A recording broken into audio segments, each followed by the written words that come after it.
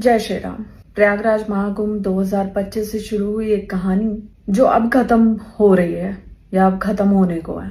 इस एक साल में मैंने बहुत सारे विरोध का सामना किया है। प्रयागराज से शुरू हुआ था वो विरोध, लगा कि अब ठीक होगा, महाकुंभ के बाद ठीक होगा। लेकिन मैंने जो कुछ भी करने की कोशिश की धर्म के रास्ते पे चलते हुए, मैं क्या कर रही थी? मैं कोई गलत काम नहीं कर रही थी, मैं चोरी चकारी नहीं कर रही थी, मैं लूटपाट नहीं कर रही थी, मैं बलात्कार नहीं कर रही थी। लेकिन मैं जो भी धर्म के रास्ते पे आगे बढ़ने के लिए कर रही थी उसे बार बार रोका गया, मेरा मनोबल बार बार तोड़ा गया।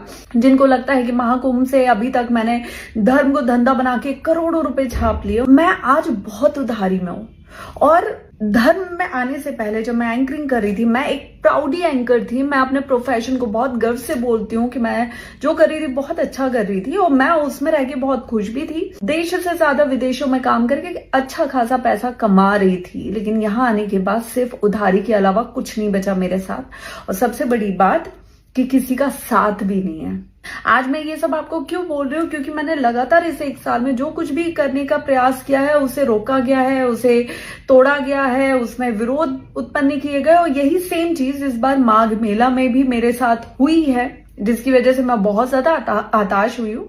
जबकि मैंने ऐसा कुछ भी नहीं किया जिसकी वजह से मेरा विरोध किया जाए। लेकिन विरोध करना शायद हमारे देश में यही एक चीज बहुत आसान है। और एक लड़की के साथ अगर आप उसका मनोबल नहीं तोड़ पा रहे हो, कुछ नहीं कर पा रहे हो, तो उसके चरित्र का हनन करो, फिर तो वो टूटेगी ही टूटेगी। तो भाई आप अपना धर्म अपने पास रखें। मैं कोई माँ सीता नहीं हूं जो मैं अग्नि परीक्षा दूंगी। एक साल से जितनी परीक्षाएं देनी थी, जितना जो करना था मैंने कर लिया। अब बस बहुत हुआ।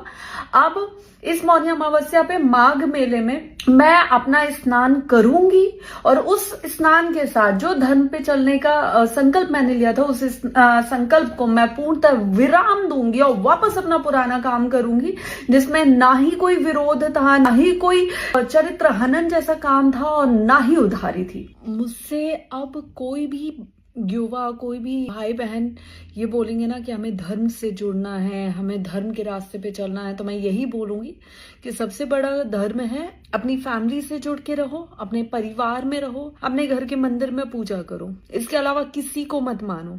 मेरा इस धर्म से जाना सिर्फ जाना नहीं होगा, एक विद्रोही मानसिकता लेकर जाना होगा। जय श्री राम।